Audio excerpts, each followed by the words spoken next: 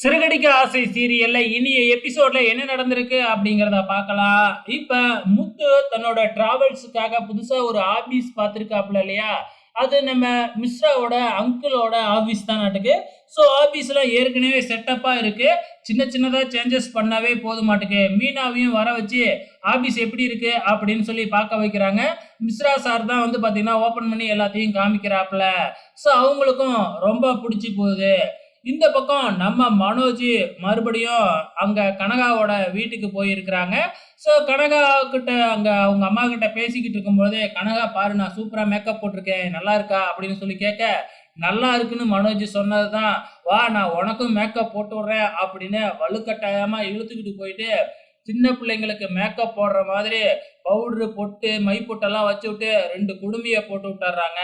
அதுக்கப்புறம் மனோஜ் வந்து பார்த்தீங்கன்னா, இதெல்லாம் என்னத்துக்கு பொறுத்துக்கிறாப்புல அப்படின்னா, எல்லாமே அந்த சொத்துக்காகவும், பணத்துக்காகவும் தான் பொறுத்துக்கிட்டு இருக்கிறாப்புல.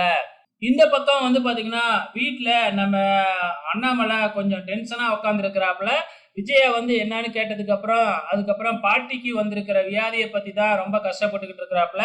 ஸோ இப்ப கல்யாணம் வேறையா பண்ணணும், எல்லாத்தையும் கூப்பிடணும் அப்படிங்கிற மாதிரி டிஸ்கஸ் போய்க்கிட்டு இருக்கு.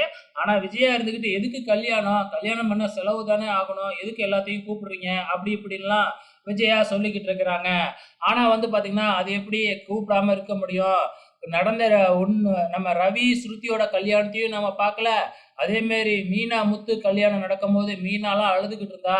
இப்ப சந்தோஷமா கல்யாணத்த பண்ணி வைப்போம் அப்படிங்கிற மாதிரி எல்லாருமே பேசிக்கிட்டு இருக்கும் பொழுதே, நம்ம மனோஜ் என்ட்ரி குடுக்குறாப்புல. தலையில இருக்கிற கொண்டைய மறைக்காமயே வந்துடுறாப்புல. அவுத்து விடாமயே வந்துடுறாப்புல. பார்த்துட்டு எல்லாருமே சிரிக்க ஆரம்பிச்சர்றாங்க. அதுக்கப்புறம் தான் மனோஜுக்கே தெரியுது, நம்ம கொண்டைய அவுத்து விடவே இல்லையாட்டுக்கு அப்படின்னு சொல்லிட்டு. அதுக்கப்புறம் என்ன அவுக்கறதுக்குள்ள நம்ம முத்துவும், ரவியும் கைய பிடிச்சுக்கிட்டு, அதோட சேர்ந்து செல்ஃபி எல்லாம், ஃபோட்டோலாம் எடுத்துக்கிறாங்க. கடைசியா சத்யா அவங்க அம்மா வீட்டுக்கு போயிட்டு அவங்க அம்மா கிட்ட பேசிக்கிட்டு இருக்கிறாங்க. "என்னால வந்து இங்க வர முடியுமா என்னன்னு தெரியல. இந்த ரேகாவோட அப்பா வந்தாலும் என்னால வர முடியாது." அப்படிங்கிற மாதிரி சொல்லிக்கிட்டு இருக்கிறாப்புல. அங்க முத்துவும், மீனாவும் வராங்க. "ஏன்டா வந்து இங்க இருக்க முடியாது? அந்த பொண்ணு உன்னோட நிலைமை தெரிஞ்சு தானே உன்னைய காதலிச்சுது. அதெல்லாம் அந்த பொண்ணு வந்து இருக்கும்." அப்படின்னு சொல்லி பார்க்குறாப்புல. ஆனா நான் அதுக்கு ஒத்துக்க மாட்டேன்ல. அந்த பொண்ணு ரேகா வந்து வசதியா வாழ்ந்தது அப்படின்னு சொல்லிக்கிட்டு இருக்கிறாப்புல. ஸோ அப்கமிங்ல என்ன நடக்கும் அப்படிங்கிறத பொறுத்திருந்து பார்க்கலாம்.